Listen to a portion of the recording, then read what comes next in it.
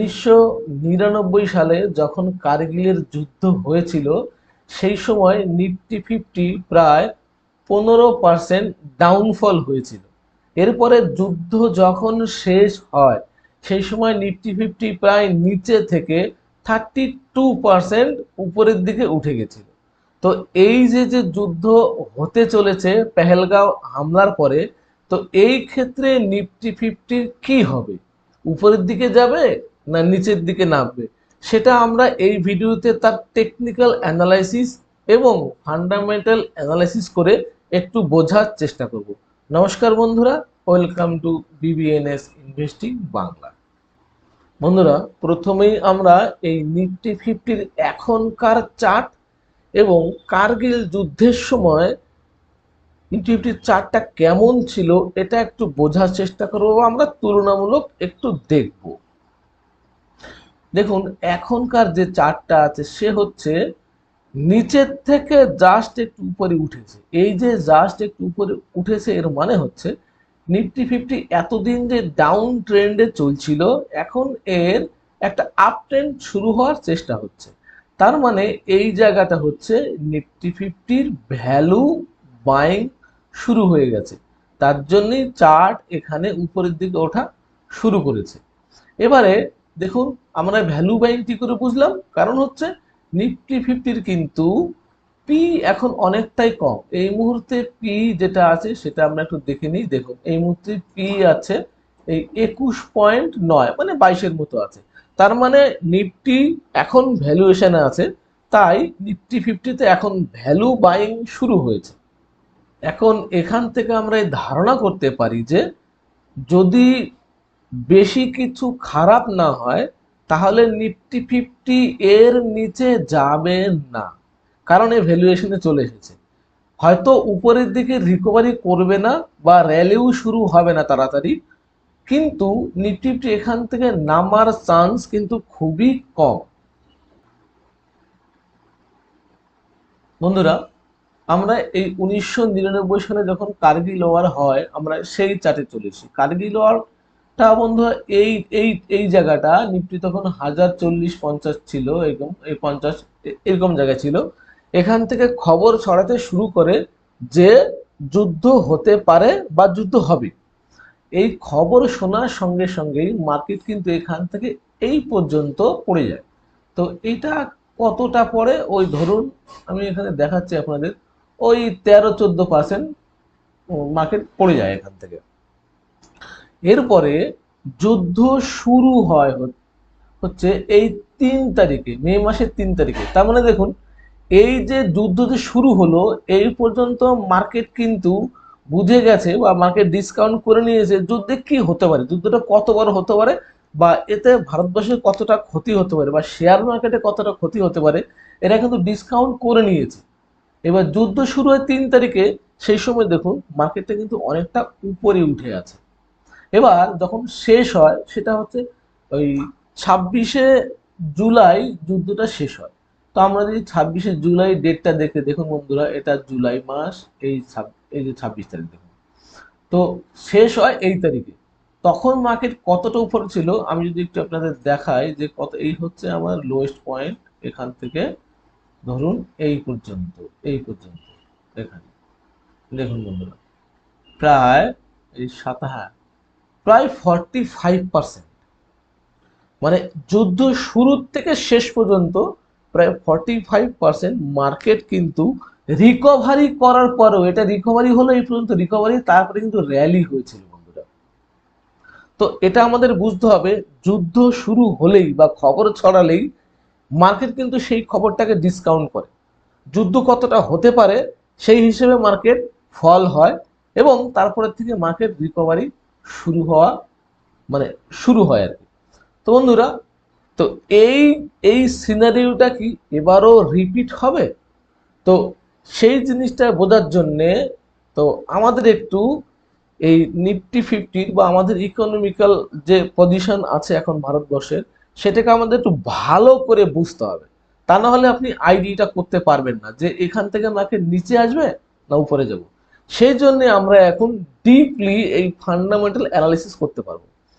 বন্ধুরা, এই fundamental analysis আপনাকে দিশা দেখাবে যে মার্কেট উপরে যাবে না নিচে যাবে। এবার এই টেকনিক্যাল চার্ট সেটাকে আপনাকে কনফার্মেশন দেবে, হ্যাঁ, যে আমি নিচে যাব না উপরে যাব। সুতরাং ফান্ডামেন্টাল অ্যানালিসিসের সাথে আপনার টেকনিক্যাল চার্ট এটাকে আপনাকে ফলো করতে হবে, তবেই আপনি বুঝতে পারবেন যে মার্কেট কোন দিকে যাচ্ছে। চলুন বন্ধুরা, আমরা এবার একটু ওই চার্টটা আর একবার দেখে নিই যে আমাদের এখন পজিশন কি আছে।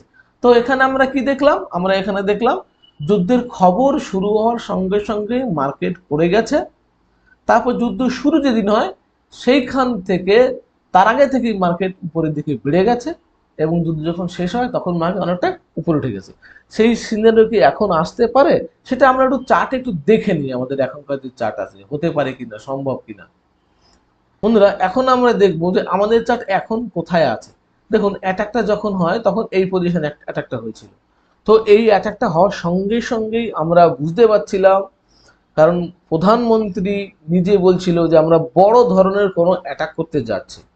কিন্তু যত বড় অ্যাটাক করুক না কেন, সেটা কিন্তু মার্কেটের কাছে খবরটা আছে যে কি হতে পারে, মার্কেট কতটা নিচে নামতে পারে বা আমাদের ফান্ডামেন্টাল কত খারাপ হতে পারে এই যুদ্ধের ফলে। মার্কেট কিন্তু সেই পরিমাণে নিচে নামেনি, অর্থাৎ মার্কেট ভেবে নিয়েছে যে আমাদের এখন যা ফান্ডামেন্টাল পজিশন আছে মার্কেটের বা আমাদের অর্থনীতির, তার থেকে বেশি খারাপ অবস্থা হবে না। যদি হতো তাহলে মার্কেট কিন্তু এখানে ডিসকাউন্ট করতো, অর্থাৎ মার্কেট কিন্তু নিচের দিকে আসতো।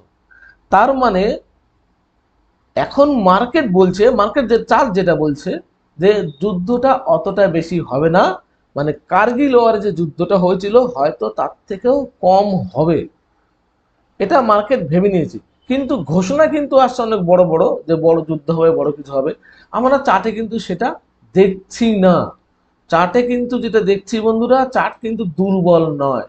অর্থাৎ যদি কাশ্মীরের সরি কার্গিলের যুদ্ধের সময় যে ইফেক্টটা হয়েছিল, সেই ইফেক্টও যদি আসে, কার্গিলের সময় কি হলো, চার্ট কিন্তু খবরের সঙ্গে সঙ্গে নিচে নেমে গেছিল।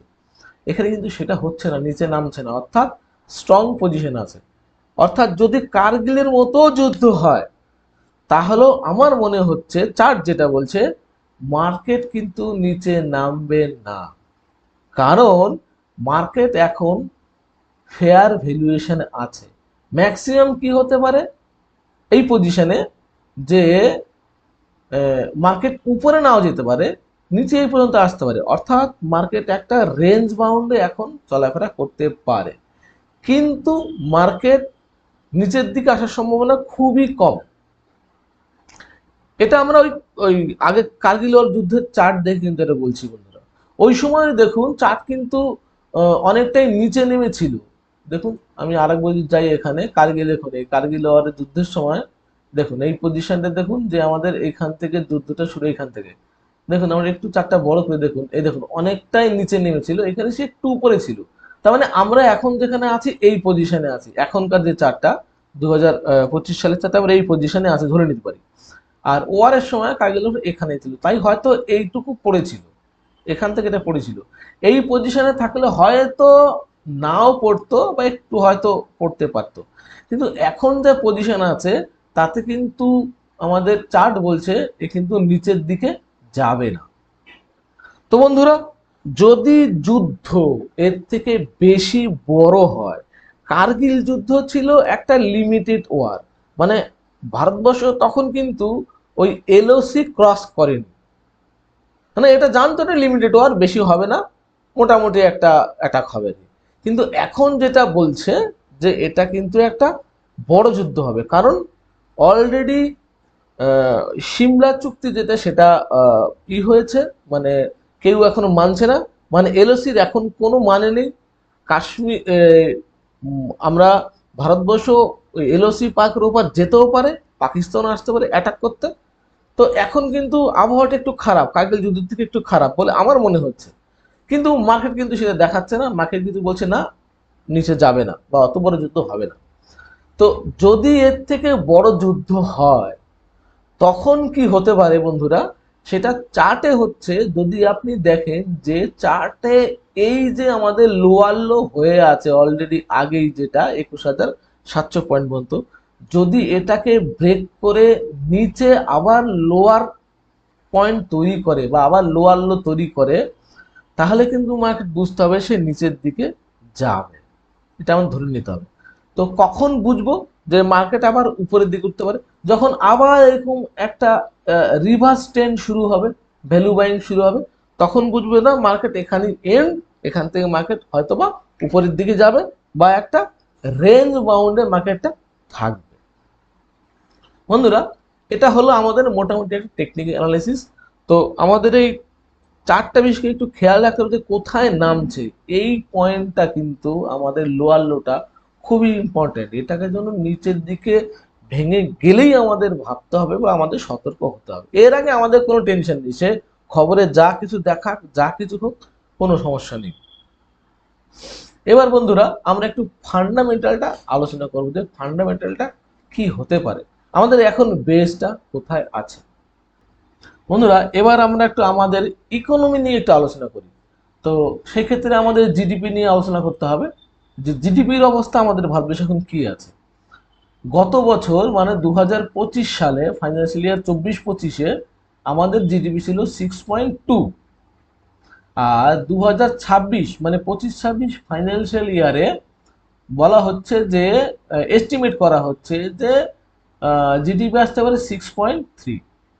তো এই যে যে আমরা দেখতে পাচ্ছি 6.3 যে এস্টিমেট করা হচ্ছে, এই যে এস্টিমেট করা হচ্ছে, এই এস্টিমেটের উপরেই আমাদের এই যে মার্কেট, আমরা এতক্ষণ টেকনিক্যাল অ্যানালাইসিস করলাম, যে টেকনিক্যাল অ্যানালাইসিস যেটা দেখলাম যে আমাদের মার্কেট এখন নিচে যাবে না, ওখানে দাঁড়িয়ে আছে, সেটা হচ্ছে এই যে জিডিপি আছে, এই জিডিপি যদি আসে তবেই, এটা আমরা আইডিয়া করে নিচ্ছি আর কি, ধরে নিচ্ছি। তো এই জিডিপিতে যদি কোনো রকম কোনো ছেড়খানি হয় বা জিডিপি যদি কম আসে, তাহলে কিন্তু মার্কেট নিচে আসবে বন্ধুরা, এতে কোনো সন্দেহ নেই। তো এবার আমরা একটু দেখবো এই জিডিপিতে কোনো প্রবলেম আসতে পারে কিনা। তো এইটাকে দেখার জন্য আমাদের একটা দেখতে হবে যে, আমাদের একটা জিনিস বুঝতে হবে এখানে, যে আমাদের ক্যাপেক্স কত হয়েছে। কারণ আমরা ক্যাপেক্সটা একটু দেখে নিই। এটা গত বছর আমাদের 24-25 ফাইন্যান্সিয়াল ইয়ারে ক্যাপেক্স হয়েছিল 10 লাখ crore। তো তাতেও আমাদের জিডিপি দেখুন 6.2, যেটা আমরা এখনই দেখলাম ওটা ছিল। তো আবার এই বছরে যদি এই টাকাটা খরচা করা যায়, তাহলে আমাদের জিডিপি ওই 6.3 আসতে পারে। এবারে যদি যুদ্ধটা বড় স্কেলে হয়, বড় স্কেলে মানে যদি কারগিলের থেকে বেশি জোরে হয় বা বেশি ইসে হয়, মানে ক্ষয়ক্ষতি হয়, তাহলে কিন্তু যদি বেশি টাকা লাগে, সরি, যদি বেশি টাকা লাগে, তাহলে কিন্তু সরকার এই 11.21 লাখ crore কিন্তু ক্যাপেক্স করতে পারবে না। অর্থাৎ জিডিপিতে কিন্তু মানে এর প্রভাব পড়বে এবং জিডিপি কমবেই, এতে কোনো সন্দেহ নেই। যদি যুদ্ধটা বেশি দিন টিকে থাকে বা বেশি ধ্বংসাত্মক হয় তবে। তাহলে এখানে আমরা দেখতে পেলাম যে আমাদের এই এই ক্যাপেক্সটা না হলে জিডিপির সমস্যা হবে। তো জিডিপির সমস্যা যদি হয় তাহলে মার্কেটের সমস্যা হবে। তাহলে আমাদের এখানে একটা জিনিস খেয়াল রাখতে হবে যে আমাদের যুদ্ধটা কতদিন হচ্ছে এবং তার তীব্রতাটা কেমন। তো সেটা বোঝার জন্যে আমাদেরকে একটু খোঁজ খবর রাখতে হবে এবং চারটা দেখতে হবে বন্ধুরা। এই যে যে জিডিপি কোথায় আসতে পারে, এই জিডিপির এই এত খরচা করবে কিনা, এটা তো পর রেজাল্ট পাবো আমরা, জিডিপি রেজাল্ট তো পরে আসবে। কিন্তু এই চার্টে কিন্তু বন্ধুরা, এই চার্টে কিন্তু আমি, এই যে আমাদের চার্ট আছে, এই চার্টে কিন্তু আমরা আগেই, সরি, চার্টে কিন্তু আমরা আগেই তার ইন্ডিকেশন পেয়ে যাব। কারণ এইখানে যারা ভ্যালু বাইং করেছে না, তারা এই সম্বন্ধে হিউজ খবর রাখে। তো খবর নিয়ে তারা যখন বুঝতে পারবে যে জিডিপির প্রবলেম হতে পারে, তখনই তারা সেল শুরু করবে, আর সেল শুরু করলে মার্কেট নিচে আসবে। তো এই যে নিচে চলে আসবে, সেটা আমরা কি করে বুঝবো? সেটা হচ্ছে এই ক্যাপেক্স এর টাকাটা, এটা কি যুদ্ধে লেগে যাবে কিনা, সেটা হচ্ছে আমরা ওই প্রথমত যুদ্ধের ব্যাপারটা দেখে বুঝবো, যুদ্ধটা কতটা বড় হচ্ছে বা কতটা ধ্বংসাত্মক হচ্ছে সেটা দেখে। আমরা আইডিয়া পাবো মার্কেট কোন দিকে উপরে না নিচে যাবে, আর সেটাকে আমরা যে আইডিয়া পাচ্ছি যে ধরুন আমি নিচে যাবে, সেটা কিন্তু আপনার চার্টে কিন্তু আপনাকে ডিরেকশন দেবে। চার্ট যদি নিচে যায় তখন আপনি বুঝবেন যে আমাদের জিডিপি কম আসবে এবং যুদ্ধ বড় হতে চলেছে। কারণ এই চার্টে মানে যারা স্মার্ট ইনভেস্টার আছে এরা আগে থেকেই বুঝে যায়, বা তাদের কাছে খবর থাকে, তারা আগেই অ্যাকশন নেয় এবং সেটা আমরা চার্টে দেখতে পাবো। তো চার্ট যদি নিচে আসে আপনি ভাববেন যুদ্ধ বড় হতে চলেছে এবং মার্কেট হয়তো আরো নিচে নামবে। কিন্তু চার্ট যদি এখান থেকে নিচে না নামে, অল্প নামে, তাহলে আপনার কোনো টেনশন নেই, আপনি ইনভেস্ট করতে পারেন। এবং আমি বলবো বন্ধুরা, মার্কেট এখনই অলরেডি মানে ভ্যালুয়েশনে আছে, এখনই নেওয়া যায় শেয়ার, এখনো আপনি নিতে পারেন, তবে ফান্ডামেন্টালি স্ট্রং কোম্পানিগুলো নেবেন। এরপরে যদি মার্কেট আরো নামে তাহলে আপনি আরো বেশি করে কিনবেন, কারণ আপনি আরো সস্তায় পাচ্ছেন, আপনি কেন নেবেন না? তো ফান্ডামেন্টালি স্ট্রং কোম্পানিগুলো নিন, কোনো সমস্যা নেই।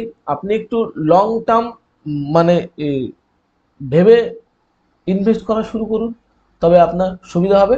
তবে আমরা এই কথাটা বন্ধুর লাস্টে এসে বলতে পারি যে মার্কেট অলরেডি ভ্যালুয়েশনে আছে এবং নিচে নামলে আরো নেব, কিন্তু যুদ্ধ যখন শেষ হবে তখন কিন্তু কার্গিল যুদ্ধের মতোই যুদ্ধ শেষ হতে হতে আমাদের মার্কেট 40 থেকে 45% উপরের দিকে যেতে পারে। বন্ধুরা একটা কথা আমাদের মনে রাখতে হবে, আপনি মার্কেটে একমাত্র অপটিমিস্টিক হয়েই টাকা ইনকাম করতে পারবেন। আপনি যদি সবসময় ভাবেন মার্কেট নিচে নামে বিয়ারিশ মোডে থাকেন, আপনি কোনোদিন মার্কেটে টাকা ইনকাম করতে পারবেন না। আপনি যদি আমাদের যে বলা হয় ভারতবর্ষের ওয়ারেন বাফেট, সে ধুন্দুনালা বাবু, ওনাকে খেয়াল করেন, করোনার সময় উনি পজিটিভ ছিল যে মার্কেট উপরে যাবে। সুতরাং এই পয়েন্টে আপনাকে পজিটিভ থাকতে হবে, তবে আপনি টাকা ইনকাম করতে পারবেন, তা নাহলে আপনি পারবেন না। তো আশা করি বন্ধুরা আপনাদের আমি একটু হলেও আইডিয়া দিতে পেরেছি। তো আমরা এখন প্রতিদিন এটাকে খেয়াল করব যে পরিস্থিতি কোন দিকে যাচ্ছে এবং সেভাবে ইনভেস্ট করে যাব। তো বন্ধুরা, এর পরবর্তীতে কি হয় আমরা এরকম আপডেট দিতে থাকব।